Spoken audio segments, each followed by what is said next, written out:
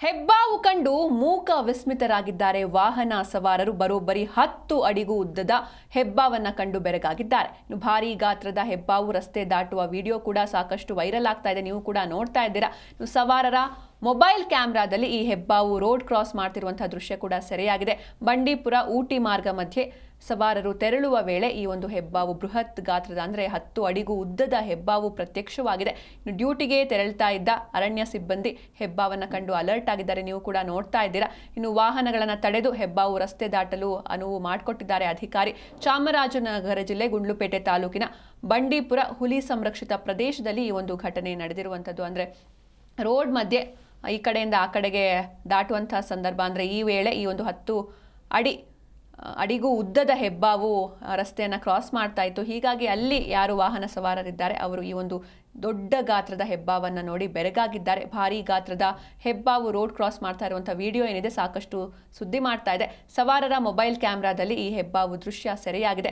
ಬಂಡೀಪುರ ಊಟಿ ಮಾರ್ಗ ಮಧ್ಯೆ ಸವಾರರು ತೆರಳುವ ವೇಳೆ ಈ ಒಂದು ಹೆಬ್ಬಾವು ಪ್ರತ್ಯಕ್ಷ ಆಗಿದೆ. ಇನ್ನು ನೀವು ಕೂಡ ನೋಡ್ತಾ ಇದ್ದೀರಾ, ಅಲ್ಲಿ ಅರಣ್ಯ ಸಿಬ್ಬಂದಿ ಕೂಡ ಇದ್ದಾರೆ. ಅಂದರೆ ಇವರು ಕೂಡ ಡ್ಯೂಟಿಗೆ ತೆರಳ್ತಾ ಇದ್ರು.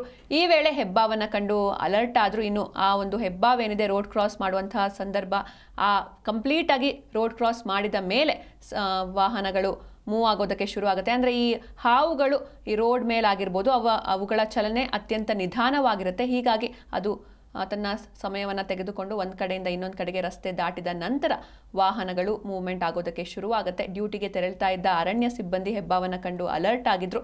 ವಾಹನಗಳನ್ನು ತಡೆದು ಹೆಬ್ಬಾವು ರಸ್ತೆ ದಾಟಲು ಅನುವು ಮಾಡಿಕೊಟ್ಟಿದ್ದಾರೆ ಅಧಿಕಾರಿ. ಚಾಮರಾಜನಗರ ಜಿಲ್ಲೆ ಗುಂಡ್ಲುಪೇಟೆ ತಾಲೂಕಿನ ಬಂಡೀಪುರ ಹುಲಿ ಸಂರಕ್ಷಿತ ಪ್ರದೇಶದಲ್ಲಿ ಈ ಒಂದು ದೃಶ್ಯ ಕಂಡು ಬಂದಿರುವಂಥದ್ದು.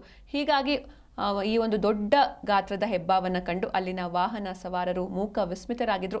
ಬರೋಬ್ಬರಿ 10 ಅಡಿಗೂ ಉದ್ದದ ಹೆಬ್ಬಾವಿದು. ನೀವು ಕೂಡ ನೋಡ್ತಾ ಇದ್ದೀರಾ ದೃಶ್ಯದಲ್ಲಿ. ಒಂದು ಕಡೆಯಿಂದ ಇನ್ನೊಂದು ಕಡೆಗೆ ಅದು ಚಲಿಸ್ತಾ ಇದೆ. ರಸ್ತೆ ರೋಡ್ ಆಗಿರೋದ್ರಿಂದ ಸಾಮಾನ್ಯವಾಗಿ ರೋಡ್ ಮೇಲೆ ಹಾವುಗಳ ಚಲನೆ ಅತ್ಯಂತ ನಿಧಾನವಾಗಿರುತ್ತೆ. ಹೀಗಾಗಿ ಅದು ನಿಧಾನವಾಗಿ ಒಂದು ಕಡೆಯಿಂದ ಇನ್ನೊಂದು ಕಡೆಗೆ ಚಲಿಸ್ತಾ ಇದೆ.